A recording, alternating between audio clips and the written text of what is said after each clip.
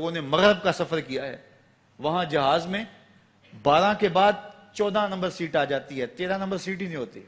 یہ منحوس عدد ہے. یعنی آج وہ کہیں اڑانے بھر رہے ہیں اور کہاں سے کہاں پہنچ گئے ہیں، لیکن یہ ذوف الاتقادیہ پوری دنیا کے اوپر موجود ہے. تاریخیں مخصوص ہیں کہ ان تاریخوں کو شادی کرو گے تو برکت ہوگی، اگر ان کے علاوہ کسی اور تاریخ میں شادی کرو گے تو ٹوٹ جائے گی. ہمارے ہاں بھی کچھ لوگ کہتے ہیں کہ سفر کے مہینے میں شادی ہو تو شادی کامیاب نہیں ہوتی، اور اگر کامیاب ہو بھی جائے تو اولاد نہیں ہوتی، اولاد ہو بھی جائے تو نیک نہیں ہوتی. عجیب فلسفہ ہے. سیدہ فاطمہ تو زہرا رضی اللہ تعالی عنہا کی شادی حضرت سید علی المرتضیٰ رضی اللہ تعالی عنہ سے سفر کے مہینے میں ہوئی.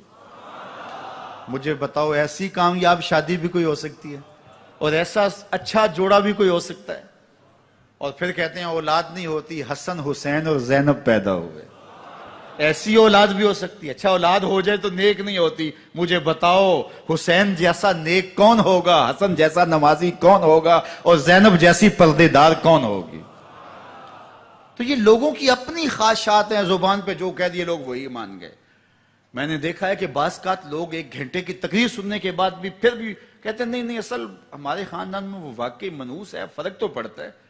جب اللہ کے محبوب نے کہہ دیا لا تیارہ، کوئی منحوس نہیں ہے، نہ دنوں میں منحوس، نہ ساعتوں میں منحوس، نہ افراد میں منحوس، ہمارے الو بھی منحوس نہیں ہے. تمہارے اندر کی برائیاں ہیں جو مجسم ہو کے تمہارے سامنے آتی ہیں، اس لیے کوئی منحوس نہیں. ہمارے والدین نے بچپن میں ہی ہمیں یہ باتیں اچھی طرح سے ازبر کروائیں اور ہماری تربیت اس طرح کی کہ ہم الحمدللہ کبھی بھی ذوف الاتقادی کا شکار نہیں ہوئے. تو آپ بھی اپنی اولادوں کی ابھی سے ایسی تربیت کریں کہ ان کا توکل اللہ پر ہو، ان کا توکل اللہ کی بابرکت ذات پہ ہو، اور وہ اسی پہ بھروسہ کرنے والے ہوں. جب اس پہ بھروسہ کرنے والے ہوں گے تو زندگی سوکھی گزرے گی. کبھی مشکل آ بھی جائے گی تو پریشانی نہیں ہوگی کہ دیکھیے کبھی خنداں کبھی گریاں، کبھی اللہ کچھ عطا کرتا ہے کبھی کچھ عطا کرتا ہے. وہ محمود غزنوی کو بوڑھے لوگ محبوب تھے، لیکن سب سے زیادہ محبوب ایاز تھا. تو ایک دن اس نے اس کو خربوزہ دیا تو وہ چٹخارے لے کے کھا رہا تھا. بادشاہ نے چکھا تو وہ کڑوا تھا. کہا ایاز یہ تو کڑوا ہے. تو کہا کہ حضرت ہاں کڑوا ہے. تو کہا پھر تم مزے سے کھا رہے ہو. کہا ساری زندگی ساتھ سے میٹھی نعمتیں کھائی ہیں، آج ایک کڑوا مل گیا تو پھینک دوں. جب اس پہ توکل ہوگا تو کبھی تکلیف آئے گی تو بندہ کہے گا کوئی بات نہیں، جے سونا میرے دکھ وچ راضی تے میں سکھ نو چلے ڈاواں. تو بندہ کہے گا ٹھیک ہے کوئی بات نہیں ہے، یہ اس پہ بھی میں خوش ہوں.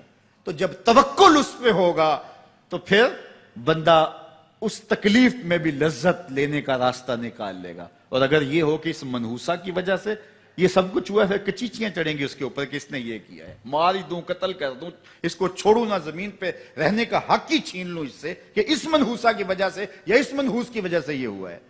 کوئی کسی کی وجہ سے نہیں ہوتا، یہ ہماری اپنی بدعمالیوں کی سزا ہے. اگر کوئی ہمیں نقصان در نقصان ہو رہا ہے تو توبہ کریں.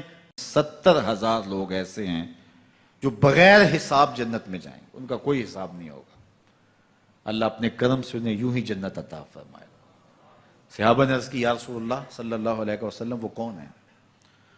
تو آقا کریم نے ارشاد فرمایا کانو لا یکتوون، یہ وہ لوگ ہیں جو اپنے جسم پہ داغ نہیں لگاتے، مخصوص نشان جسم پہ لگا لیتے ہیں. یہ فلاں بزرگ کی نشانی ہے، یہ فلاں جو ہے وہ شہید کی نشانی ہے. اللہ نے جب تمہیں سالم الاعضاء پیدا کیا ہے تو اپنے بدن کو تم کیوں نشانی؟ اس نے ساری نشانیاں لگائی ہیں. اس کی نشانیاں اتنی پکی ہیں کہ اس نشانیوں میں فرق بھی نہیں لگتا نا. یہ تمہارے انگوٹھے کی نشانی ہے، 6 ارب انسانوں کو لے آؤ اور نشان انگوٹھا لے آؤ، کسی ایک کا بھی نہیں ملے گا. یہ نشانی تمہارے رب نے لگائی ہے. جیسی صورت تمہاری ہے ایسی صورت کسی اور کی نہیں بنائی. تمہیں منفرد بنایا اس میں. پوری کائنات میں سارے لوگ تمہارے جیسے ہیں لیکن تم پھر بھی الگ دکھائی دیتے ہو.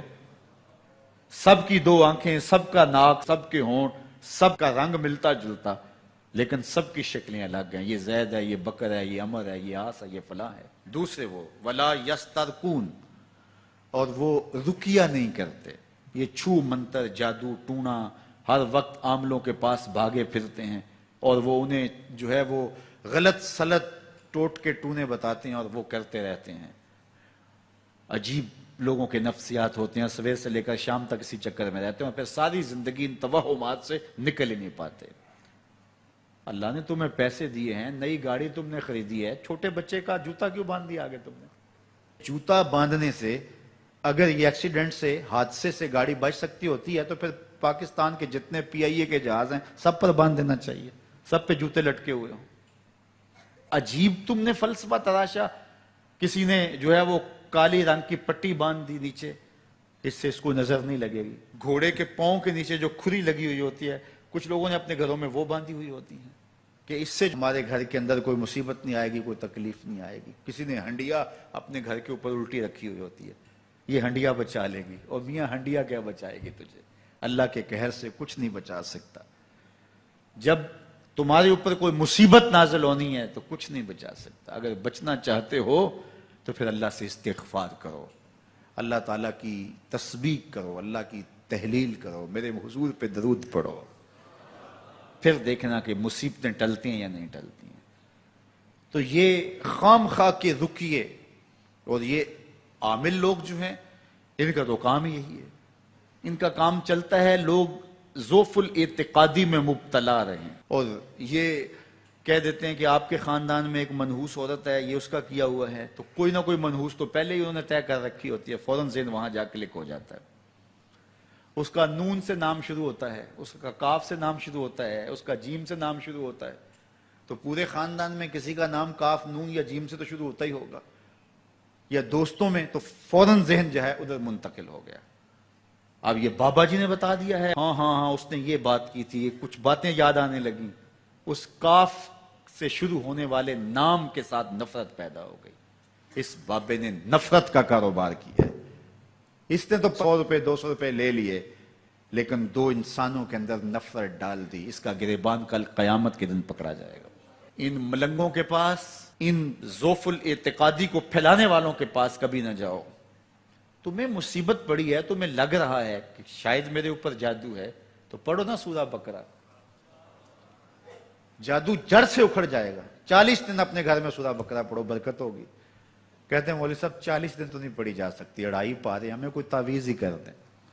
ہم شارٹ کٹ چاہتے ہیں نا، روزانہ صبح 2.5 پارے سورہ بقرہ پڑھیں، یہ تو ہم سے نہیں پڑھی جائے گی، تو آپ کوئی تعویذ ہی لکھ دیں۔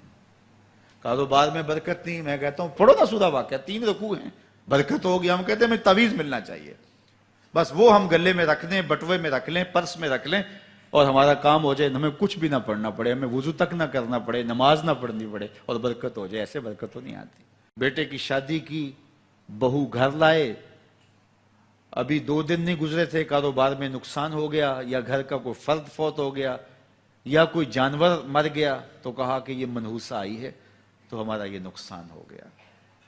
اگر وہ نہ آئی ہوتی تو پھر یہ نقصان نہ ہوتا، پھر تم قیامت تک جینا تھا، یا اس سے قبل تمہارے کبھی نقصان نہیں ہوئے۔ تمہارے گھر کے اندر بیٹیاں موجود ہیں، یہ بھی کل کسی کی بہو بنیں گے، اور ان کا بھی کوئی نقصان ہو سکتا ہے، اور یہ بھی منحوسہ قرار دی جا سکتی ہے۔ پھر تانو تشنی کے تیر جو ہے وہ اس کے اوپر لگائے جانے لگے۔ کتنی زیادتی ہے، کتنا ظلم ہے، کسی کا دل توڑنا، کسی کا دل دکھانا، کسی کو منحوس قرار دے دینا۔ از خود تمہارے پاس کیا سند ہے؟ تمہیں الہام ہوا ہے؟ کیا حجت ہے، کیا دلیل ہے تمہارے پاس کہ کسی کو تم نے منحوس قرار دے دیا؟ کتنا مکار ہے انسان، اپنی بدعمالیوں کو، اپنی نیت کے کھوٹ کو، اپنی نیت کی کوتاہیوں کو، اپنی سستیوں کو، اپنے عمل کی کمیوں کو دوسرے کے اوپر مڑ دیتا ہے۔ کاروبار تو نے صحیح نہیں کیا، نقصان ہو گیا۔ صبح 12 بجے اٹھ کے تو گھر سے جا رہا ہے اور نقصان ہو گیا۔ تو نے 2 نمبر مال بیچا، آج پکڑا گیا اور نقصان ہو گیا۔ تم نے ٹیکس نہیں دیا، تم نے زکوٰۃ نہیں دی، تم نے دروازے پہ کھڑے ہوئے سائل کو جھڑکا، نقصان ہو گیا۔ یہ تمہارے پاپ ہیں جو مصیبت بن کے تمہارے سامنے آتے ہیں، یہ تمہاری بے تدبیریاں ہیں، تمہاری ناحکمتیاں ہیں، یہ تمہاری بے احتیاطیاں ہیں، یہ تمہارا تکبر ہے، یہ تمہارا غرور ہے، یہ تمہارا عجب ہے، یہ تمہاری ریاکاری ہے، یہ تمہاری خیانت ہے، یہ تمہاری دھوکہ بازی ہے، یہ تمہارے قلب کے اندر چھپی ہوئی نفرت ہے، جو آج تمہیں مصیبت بن کے جس کا سامنا کرنا پڑ رہا ہے۔ یہ تمہارے اندر کے عیب ہیں جو مجسم ہو کے تمہارے سامنے آئے ہیں۔ اللہ تعالیٰ نے قرآن مجید میں ارشاد فرمایا وَمَا أَصَابَكُم مِّن مُّصِيبَةٍ فَبِمَا كَسَبَتْ أَيْدِيكُمْ، جو تمہارے اوپر مصیبت آتی ہے وہ تمہاری اپنی کرتوتوں کی وجہ سے آتی ہے۔ بیماری آئی تمہارے پرہیز نہ کرنے کی وجہ سے آئی، بیماری آئی تمہارا زیادہ کھا لینے کی وجہ سے آئی، بیماری آئی تمہارا نامناسب غذا لینے کی وجہ سے آئی، بیماری آئی وقت پہ سوئے نہیں، وقت پہ اٹھے نہیں، تم نے کسی سے زیادتی کی، بیماری تمہاری بدعمالیوں کی سزا ہے، مصیبت کا آنا، تکلیف کا آنا تمہاری بدعمالیوں کی سزا ہے۔ اور منحوسہ یہ خاندان کی خاتون ہے، تو یہ دوسرے کے اوپر مڑ کے اپنی کوتاہی، اپنی غلطی دوسرے کے اوپر لگا دی اور اس کو منحوس قرار دے دیا۔ اگر کسی کا کام تمہیں دیکھ کر کے اچھا نہ ہو تو پھر تم بھی منحوس قرار پائے نا۔ اگر آج تم کسی کی بہن کو، کسی کی بیٹی کو منحوس قرار دیا ہے اور خاندان کے اندر اس کو منحوس مشہور کر دیا ہے، تو اگر کوئی یہ مشق تمہاری ماں پہ کرے، تمہاری بہن کو منحوس قرار دے دے، تمہاری بیٹی کو منحوس قرار دے دے، تو تمہارے دل پہ کیا گزرے گی؟ یہ کتنا ظلم ہے، کتنی بڑی زیادتی ہے کہ آج خود کسی کو منحوس قرار دے دیا۔ کوئی منحوس نہیں ہے، کوئی لمحہ منحوس نہیں ہے، کوئی شخص منحوس نہیں ہے، کوئی وقت منحوس نہیں ہے، کوئی گھڑی منحوس نہیں ہے۔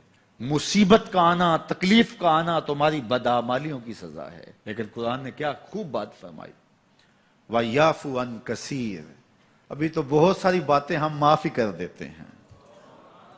تم نے کوئی گناہ کیا، پھر تمہارے ہاتھ اٹھ کے ہم نے معاف کر دیا۔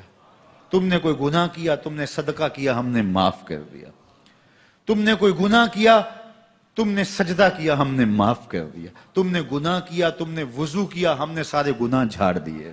تو کچھ اعمال ایسے ہیں کہ جن کی سزا بھگتنی پڑتی ہے لازمی، لیکن زیادہ عمل ایسے ہیں اللہ فرماتا ہم زیادہ یوں ہی معاف کر دیتے ہیں۔ اور اگر ہم سارے معاف نہ کریں تم چل ہی نہ سکو، زندگی تمہاری گزرے ہی نہ، اتنی مصیبتیں تمہارے اوپر ٹوٹ پڑیں، لیکن تم وہ منحوسہ کو قرار دے کے اپنے اوپر سے ٹال رہے ہو، فلاں منحوسہ اس لیے یہ سب کچھ ہو رہا ہے۔